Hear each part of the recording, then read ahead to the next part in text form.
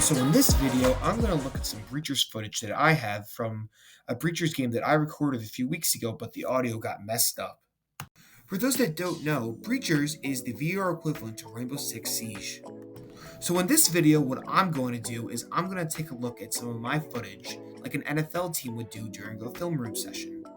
I'm going to look at what I did wrong, what I think I can do better, and for a few instances, kind of show you and walk you through what I think I need to do or what I did right in order to get better at the game. So in this clip, this is the beginning of the game. I'm positioning myself in a place that I think is good for the enemy team that's going to come through the window where I place my marker, all the way in the back wall.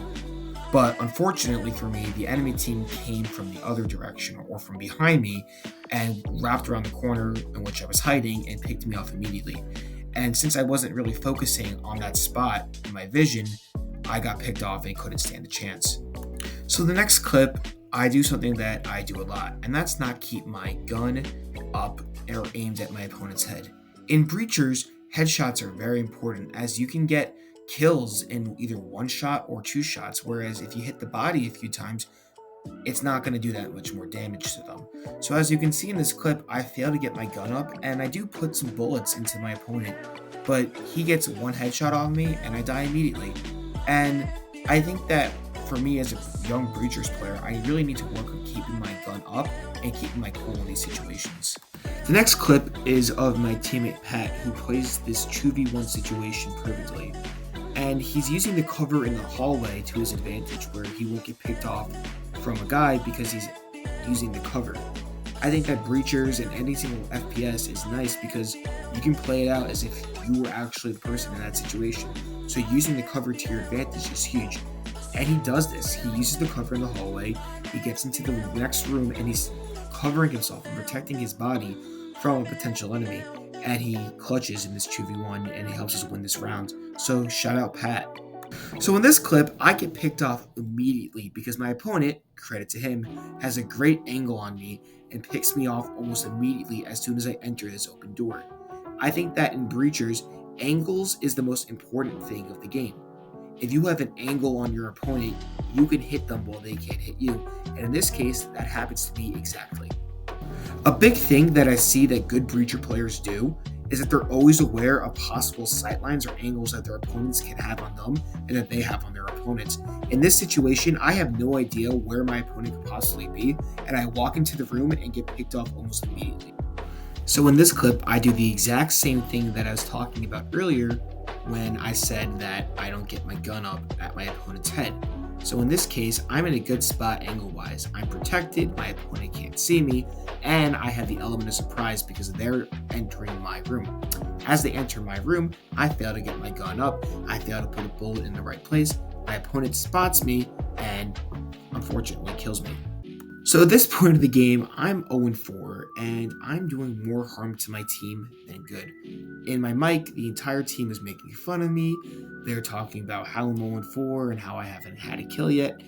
And when you're playing Breachers and you're not off to a good start, or you're cold like I am, it's pretty damning to how bad of a player you are, or the distance between a good player and a bad player. And as someone that is a bad player, being 0-4 is something that I'm unfortunately used to. I think that this next clip is one of the more interesting clips that we have from this footage. So in this clip, you see Dan, who's all the way in the back there, pick off an opponent as they walk through the door. So now it is a 2v1 for our team. So Dan is trying to leave the B room and go into the A room from the back door, where I go in through the other side. We're trying to pincer our opponent in a 2v1 where one of us will get the shot off. But unknown to Dan, the opponent is in the hallway, and Dan unfortunately gets picked off. So now it's a 1v1 between me and the opponent. Dan does a good job, and he tells me where the opponent killed him. So I have a general idea of where the opponent could be. I see the wall break, and I immediately start firing, which in hindsight was a bad idea because it gave away my location. I eventually do get the kill, my first kill of the entire time, and I'm really proud of myself because I did get a headshot. I got my gun up and I hit him in the head, and that's ultimately what let me win the round. One of the things I love about VR and by extension Breachers is that to throw an item in VR or Breachers, you actually have to move your arm and pretend like you're throwing in real life. So in this clip, you're going to see that I try to throw a grenade, and I miss. But luckily for us, Dan and I both get the kill because we're in a 2v1 situation, and the opponent gets picked up by Dan, who's in a good spot. Now, for the rest of the clip, I get complacent. I'm trying to heal myself, I'm trying to reload my gun, and I'm completely unaware of my surroundings or listening to where an opponent could be. I get picked off as the opponent comes from around the wall, and luckily for my team, Dan was there to get the kill. One of the greatest situations that you can be in Breachers is a 2v1, but in this clip, I am the one in the 2v1. So my teammate Dan gets killed, and I'm left to fight two opponents down on the other side of the hallway. I really like how my opponents played in this situation. They throw a grenade, which forces me to come towards them. In this situation, they have the advantage. I'm also running at them with my pistol being one-handed, whereas you normally are supposed to two-hand your pistol for more stability. I'm running at my opponents like a chicken without a head. I get picked off immediately, and they win the round. So this is my favorite clip of the entire gameplay that we have. So in this clip, we have one of my favorite breaches of the entire game, in which the breachers go from behind the vents and they can pick off their opponents in a great situation. This is the highlight of my breachers footage from that day. So in this clip, I get a double kill. I pick off my opponent and I hit him in the head. Then, as his teammate comes into the room to try to help, I'm able to anticipate that and pick him off as well. This double kill is really an accumulation of everything I'm trying to work on as a Breachers player. Between getting my head up and anticipating where my opponent can be is something that I really do need to work on as a player of Breachers, and in this clip I do it perfectly. The final clip that I have from this gameplay is one that's embarrassing for me.